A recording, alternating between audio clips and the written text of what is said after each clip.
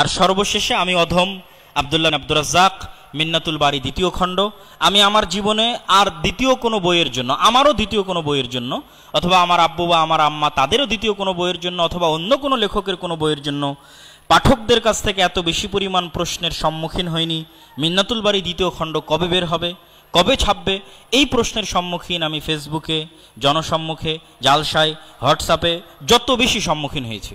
এমনকি আমাদের যারা প্রেসের দায়িত্বশীল, গবেষণাগারের দায়িত্বশীল, আমার আম্মা, সকলের উপর্যুপরি চাওয়া এবং চাপ কখন মিন্নাতুল বারী দ্বিতীয় খণ্ড বের হবে। কিন্তু এটি একটি একক কাজ, হাদিসের ব্যাখ্যা করা কঠিন কাজ। এর মধ্যে রাবির পরিচয় আছে, হাদিসের তাখরিজ আছে, শব্দ বিশ্লেষণ আছে, বাক্যের বিশ্লেষণ আছে, সঠিক বিশুদ্ধ অনুবাদ, বাংলাদেশে যতগুলো প্রকাশনীর অনুবাদ বের হয়েছে সব মিলিয়ে বিশুদ্ধ অনুবাদটা দেওয়ার চেষ্টা করা হয়েছে। ফিকহি ব্যাখ্যা আছে, ফিকহি মাসলা মাসাইলের ইস্তেমবাত আছে। এগুলো এক এক ধরনের এক এক জ্ঞানের জগতের কাজ। যেমন এই বইয়ে যেভাবে হাদিসের তাখরিজগুলো দেওয়া আছে, এটি বাংলা ভাষায় প্রথম।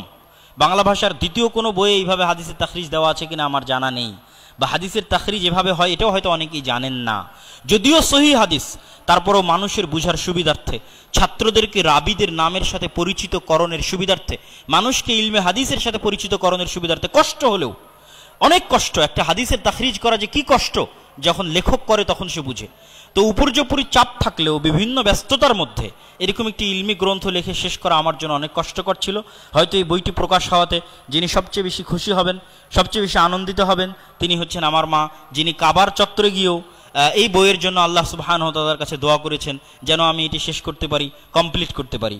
আর এই বইয়ের জন্য যারা যেভাবে সহযোগিতা করেছেন আমি সকলের আন্তরিক শ্রদ্ধা জানাই, তাদের জন্য দোয়া করি এবং আপনাদের কাছে দোয়া চাই যে আপনারা এই বইটি মূল্যায়ন করার চেষ্টা করবেন। মিন্নাতুল বারী দ্বিতীয় খণ্ড মূল্যায়ন করবেন এবং পাশাপাশি আর যত বইগুলো বললাম এগুলো সবই তুবা পাবলিকেশন হোক, মাকতাবাতুস সালাফ হোক, তুবা পাবলিকেশনে শেখ আব্দুর রাজ্জাক বিন ইউসুফের বইগুলো আপনাদের পরিচিত, বলার প্রয়োজন নাই।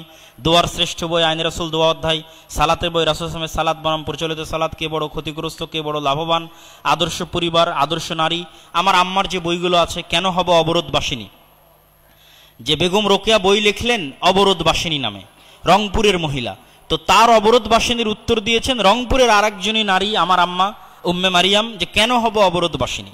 তো আমার আম্মার যে বইগুলো আছে, সম অধিকার নয় মর্যাদা চাই, শিক্ষা বনাম জাহিলিয়াত, সবই নারীদের পর্দা, নারীদের অধিকার, নারীদের সম অধিকার, যেগুলো যে প্রবলেমগুলো আমরা ভোগ করছি। যেমন শিক্ষা বনাম জাহিলিয়াত বইয়ে কি আছে, এই যে সিলেবাস নিয়ে এত তর্ক বিতর্ক হচ্ছে সারা দেশে, তো কোন সিলেবাসে, কোন বইয়ে, কোন অধ্যায়ে কি ভুল আছে তা শিক্ষা বনাম জাহিলিয়াত বইয়ে একত্রিত করে দেওয়া আছে, যে ক্লাস 5-এর অমুক বইয়ে এত অধ্যায়ে এই গল্প আছে, এটার মধ্যে এটা ভুল হওয়া উচিত ছিল এটা। তো এই বই